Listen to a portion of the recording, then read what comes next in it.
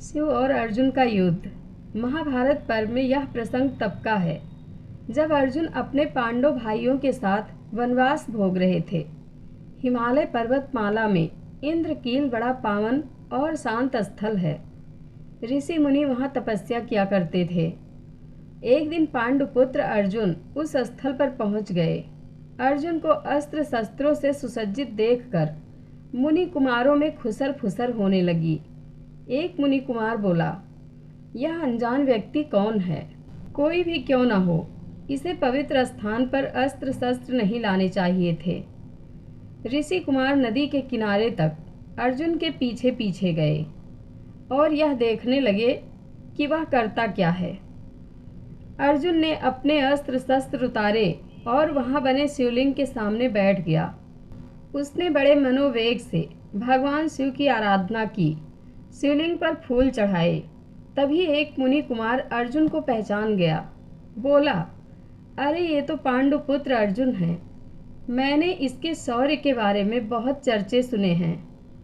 इस समय यह विश्व का सर्वश्रेष्ठ धनुर्धर है, पर यह यहाँ आया किस लिए है? दूसरे मुनि कुमार ने जिज्ञासा प्रकट की।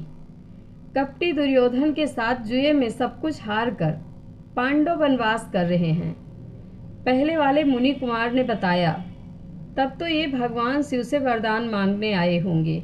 तीसरे ने कहा, कई महीने बीत गए।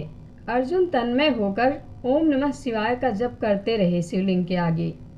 उनके शरीर से तेज निकलकर वातावरण को गर्म करने लगा।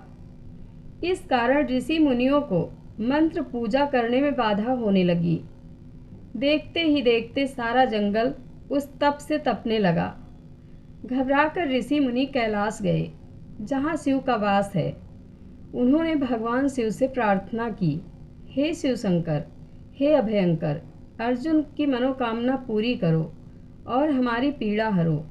शिव ने ऋषियों को आश्वस्त किया तो ऋषि मुनि अपने स्थान को लौट गए। उनके जाने के पश्चात पार्वती ने शिव से पूछा, स्वामी, अर्जुन को क्या चाहिए?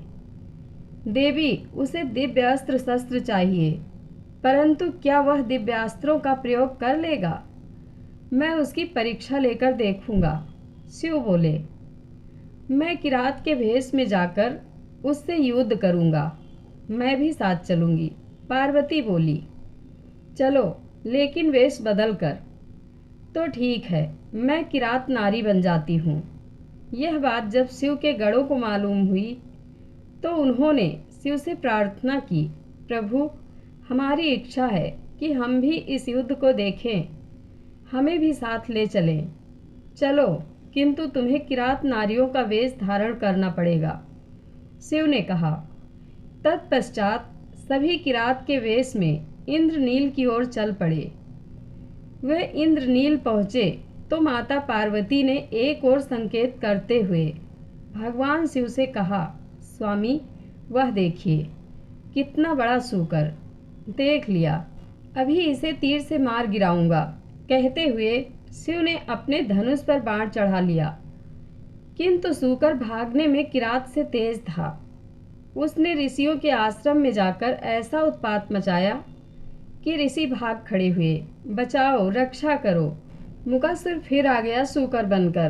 कहते हुए वे सहायता की गुहार लगाने लगे। ऋषि मुनियों की चीख पुकार से अर्जुन का ध्यान भंग हो गया।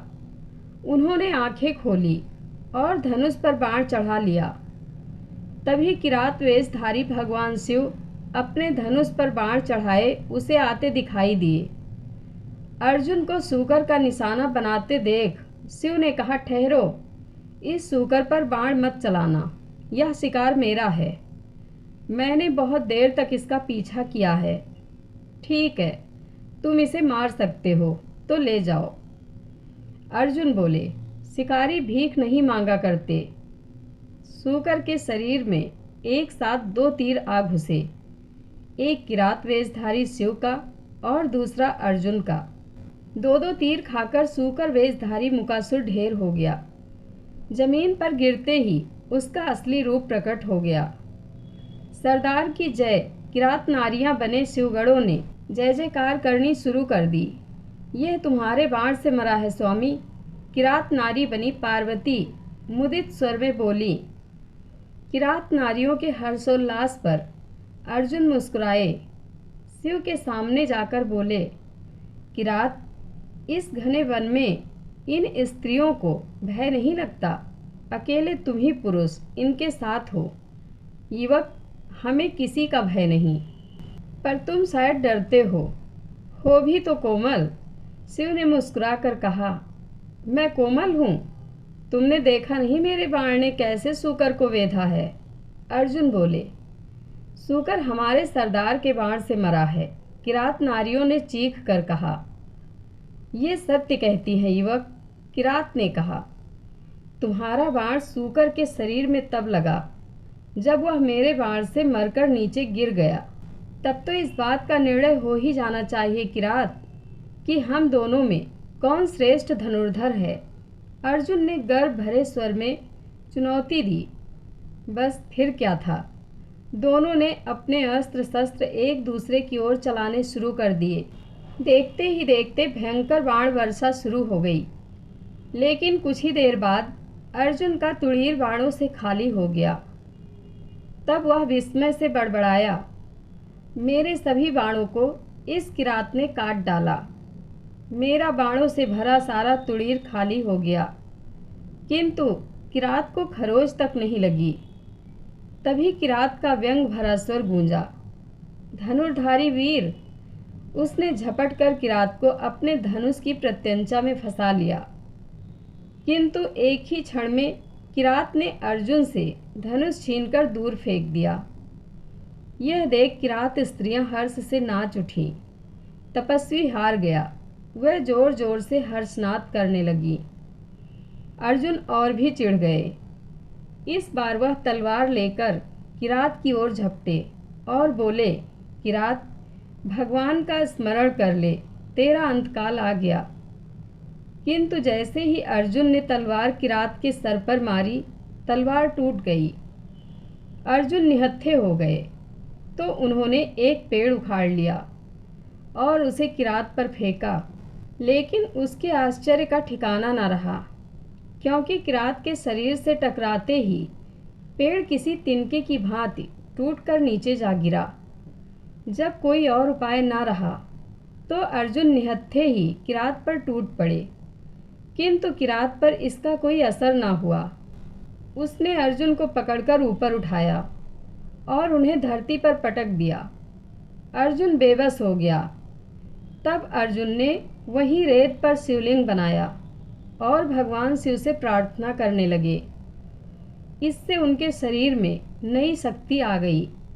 उन्होंने उठकर फिर से किरात को ललकारा, किरात, अब तेरा काल आ गया। वह चीखे, लेकिन जैसे ही दृष्टि किरात के गले में पड़ी फूलमाला पर पड़ी, वह स्तब्ध होकर खड़े के खड़े ही रह गए। अरे, ये पुष्पमाला तो मैंने भगवान के शिवलिंग पर चढ़ाई थी, तुम्हारे गले में कैसे आ गई? पल मात्र में ही अर्जुन का सारा भ्रम जाता रहा।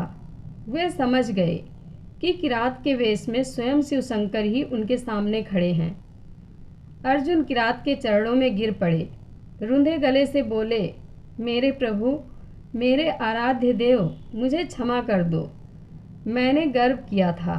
तब शिव अपने असली रूप में प्रकट हुए। पार्वती भी अपने असली रूप में आ गई। शिव बोले, अर्जुन, मैं तेरी भक्ति और साहस से प्रसन्न हूँ। मैं पशुपत अस्त्र का भेद तुझे बताता हूँ।